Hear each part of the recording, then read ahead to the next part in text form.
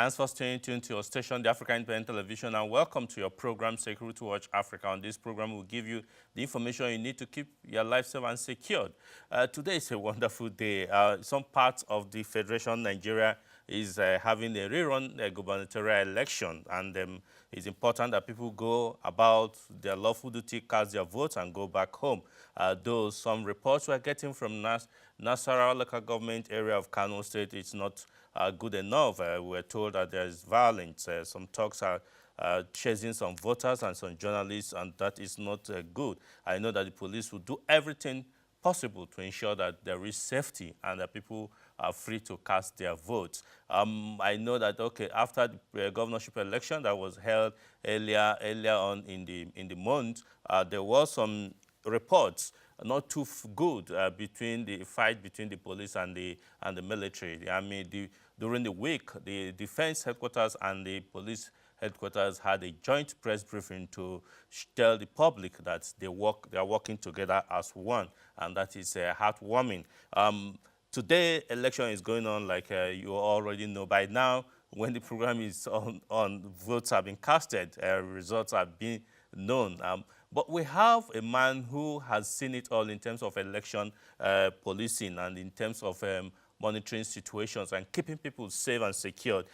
He is on the line with us. He is the man who has been Commissioner of Police in several states and in charge of operations, even federal operations at the force headquarters. I'm talking about now Deputy Inspector General of Police in charge of the C Department of the Nigerian Police. He has been dispatched to Plateau State to ensure that there is safety in Plateau State during this rerun governorship election. He's already on the line with us. I'm talking about DIG Frederick Taiwo Lakanu. He's already on the line. How are you, sir? Yeah, good afternoon, sir. Good afternoon. Yes, sir. I know you've been dispatched to, you are right now, I don't know, which part of Plateau State are you, sir, now? Plateau, I'm the capital, Jos. Okay, you are the Jos. How is the election there going? I think I should start from this premise. Yes. You know, yesterday we held strategic meetings with the officers, and of course, we appraised the situation and we also reassessed the conduct of the last election. The last election in Plateau, cooperatively with other states, Plateau was very, very peaceful, but we discovered some gaps which we have filled. For now, and the election has been extremely peaceful. We've gone around the states, especially the local governments. The elections are taking place in 9 local governments, and they are almost rounding up. Most of the election papers, most of the ballot boxes have been taken to the collation center. We visited Bokos, Mangu, Just North. The election here has been extremely peaceful so far. The restriction that we effected has been very, very effective. Sister agencies have been assisting us, including other agencies. Then the military too, they are outside cordon. Then, like I rightly said, the area has been generally peaceful. Oh, thank you very much. Have there been any arrests at all? Or just like you say, is everything peaceful? Any arrests? No, in as much as we're prepared for any eventuality. But to our surprise, nothing negative has happened here. We've not made any arrests so far. So the people on the plateau are peaceful? Yeah, those on the plateau are very, very peaceful. And moreover, we had large turnout of voters too. Oh, that is great. Who were out to exercise their franchise. That is great. We know that you're a veteran in terms of election policy. We must say thank you very much for joining us on the program today. I appreciate it. Thank you. We wish you that everything will go smoothly all over the Federation. Thank you, sir. Thank you. Yeah, that was the Deputy Inspector General of Police in charge of C Department of the Nigerian Police talking about DIG Frederick Taiwo Lakanu. They are reporting to us about what's happening in Plateau State. Like you heard him say, everything has been peaceful, and the people of Plateau State has been peaceful all through. Yes, like I reported earlier, there were some issues in Kano State. Well, we want to hope and believe that it's not more than what we were told or what we're getting from Plateau State, from Kano State, that everything will be much, much better, improved, because we must get it right this time around. And that is one of the reasons why Security Watch Africa decided to find out from other parts of the world how is election done, that there's no violence. We will bring you an interview we'll have with somebody who had police election in South Africa for many years. He will tell us how is being done over there and why there are no relation violence. But before then, let's bring you the report of the Nigerian army, where the newly posted commander of the U.S. Army U.S. Army African Command is taking over, and he decided to report and meet the Chief of Army Staff of Nigerian Armed Forces of Nigerian Army, talking about Lieutenant General Tuku Yusuf Buratai, where they had to pledge to work together. Sit back as we bring you this report on the visit.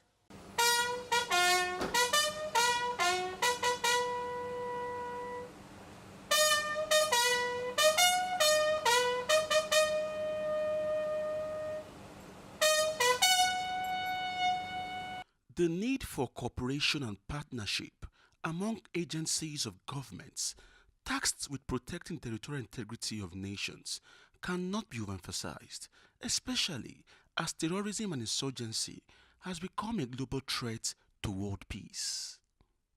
The new commander of United States Army African Southern European Task Force, Major General Rogers Cloutier, and his team paid a courtesy visit on Nigeria's Chief of Army Staff, Lieutenant General Tuku Yusuf Buratai, to formally inform him of his appointment as the new commander of United States Army African Command, and to seek further cooperation with the Nigerian Army in the area of training support, procurement, and logistics.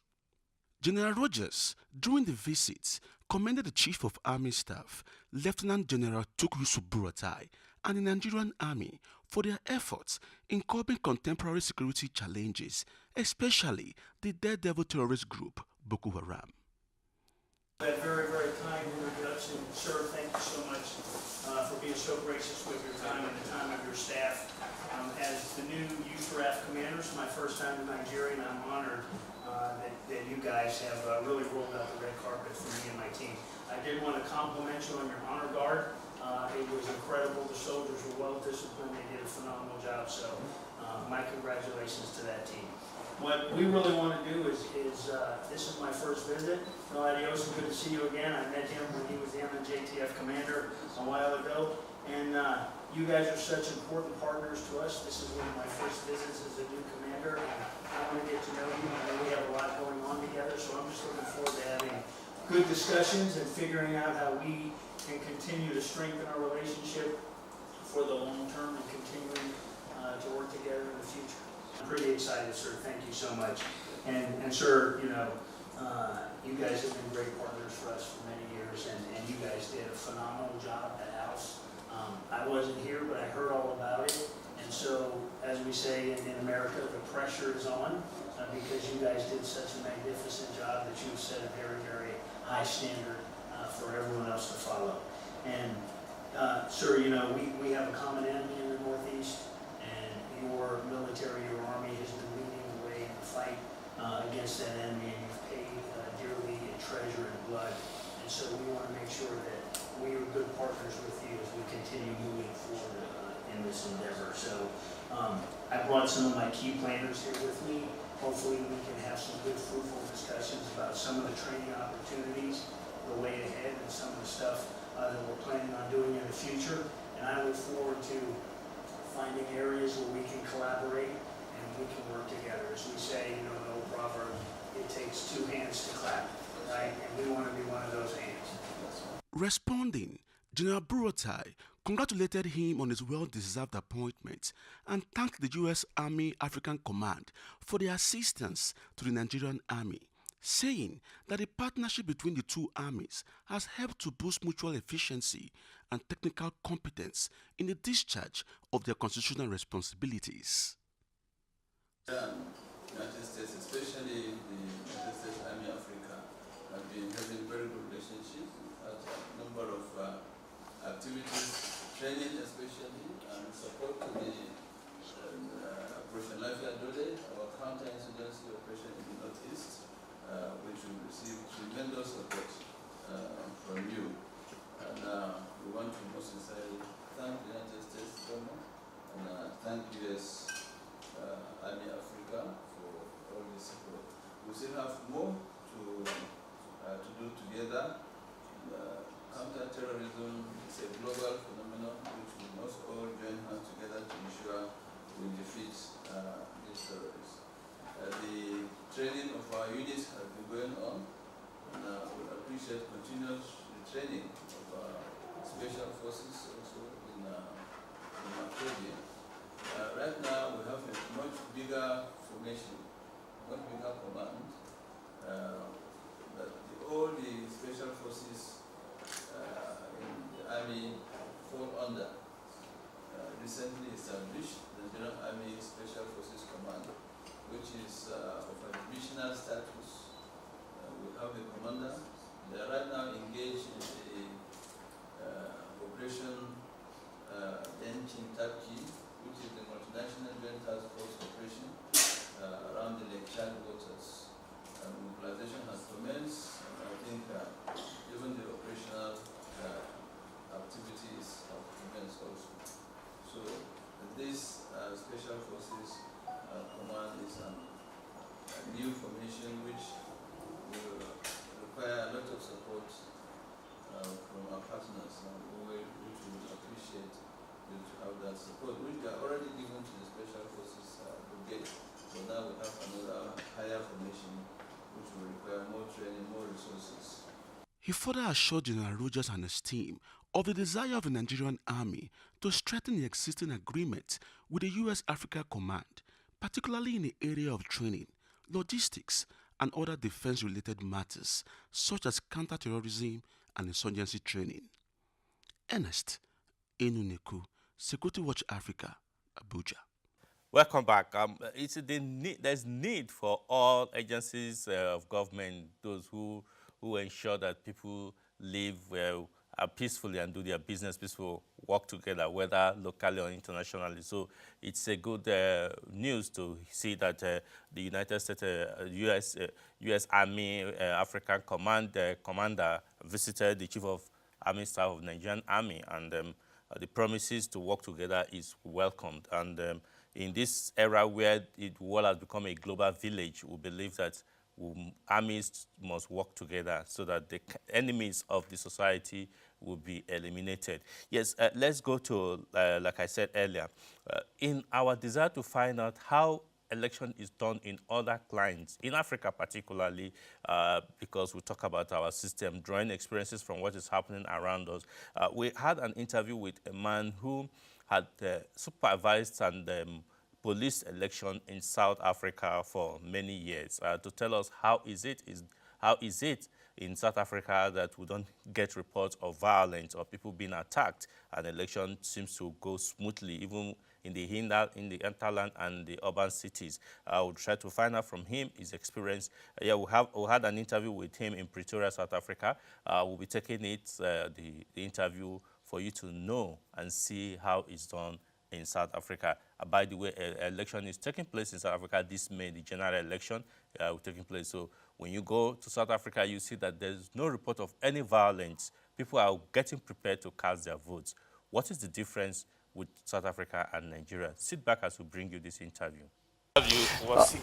Patrick, yes, very good to see you back in South Africa. Yeah, thank you very much. And it's a very sunny day, really. And very soon you'll get into your winter season.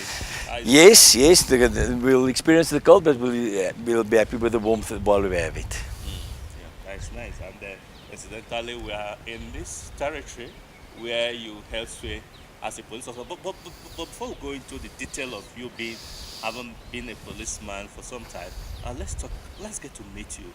Who really are you? Well, my name is Rian Rickert. I'm a lecturer at the Tshwane University of Technology. Before I became a lecturer, I was a police official. I am 53 years old, happily married with 2 children, and that's about as much as I can tell you at this point in time. Yep.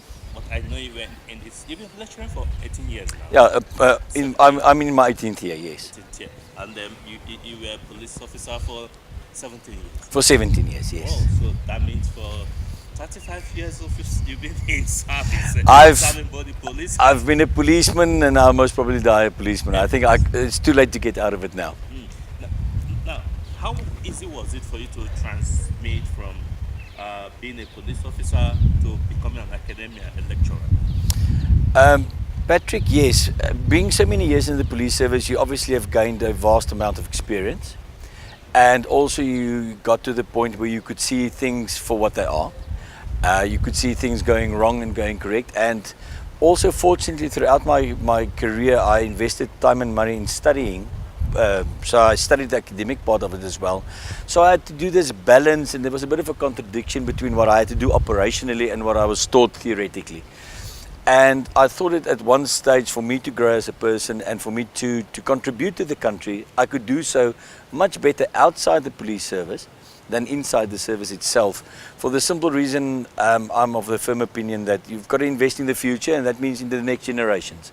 So how do I carry over that experience that I've gained in the police service, plus the academic knowledge that I've acquired? How do I marry the two? And the academic environment at the university proved to be the most comfortable option available for me at that point in time. And I never regretted one day. I'm very glad where I am.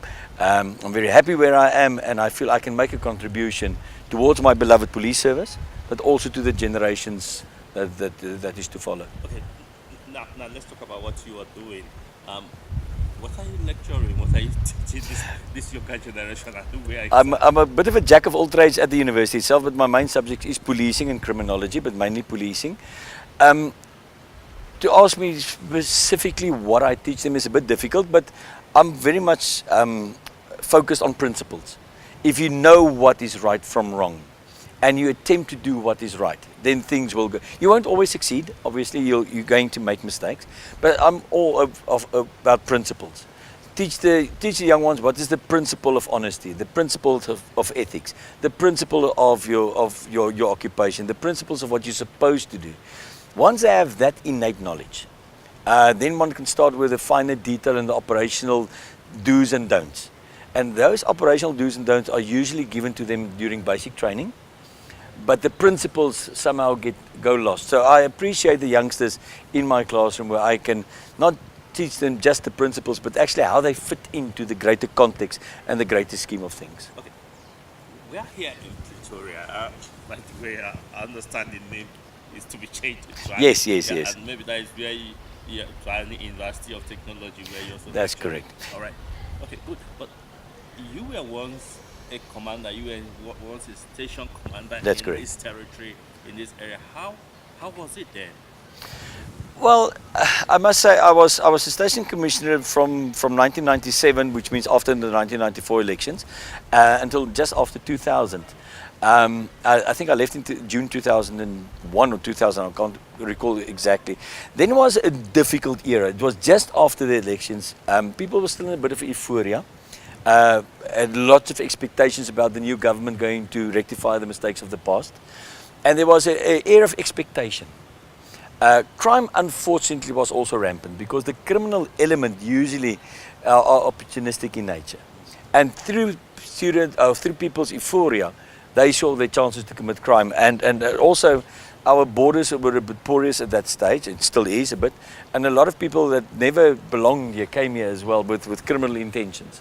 So it was a difficult time. It was also a very illuminating time for me to see from a pre-apartheid police official. I joined the police service in 1985. Up until 2000, how the changes took place, not just in terms of the country, but the attitude of the police officials, and how the organization changed and adapted and grew to accommodate the new democratic dispensation. That was for me very nice. Unfortunately, there were also some negatives, I would say, that some people wanted to change too fast, and some people didn't want to change at all. And I found myself sometimes in the middle of balancing these characters, especially those working under my command. Those who wanted to change immediately, everything overnight, versus those who wanted to keep things slow and still the same. It was a bit of a balancing act, but I came through it quite well.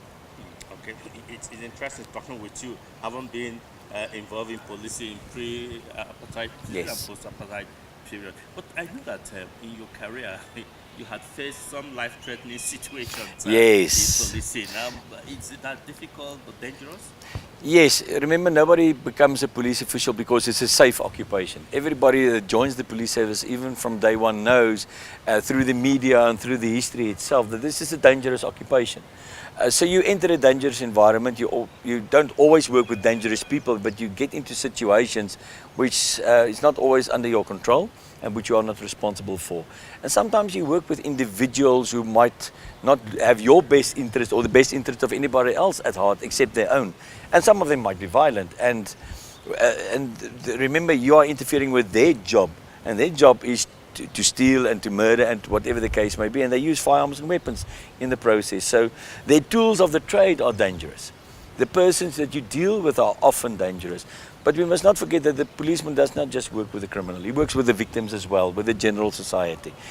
So it's again a balance issue.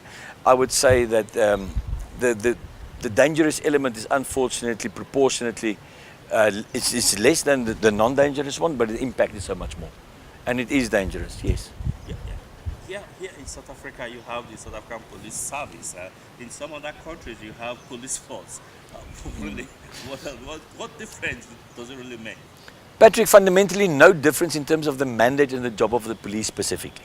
But I think in the mindset of government and the mindset of the people, the recipients of the service, the services that you deliver, it's nice to hear that you're getting it from a service-orientated organization rather than a force-orientated organization. So I think it's semantics, it's words, but it has an impact on the attitude of the hearer. It has an impact on, I think, on the people inside the police service. If you say, I work for a service, I think there's a small mental switch opposite to those, I work for a force. So I think it's more psychology.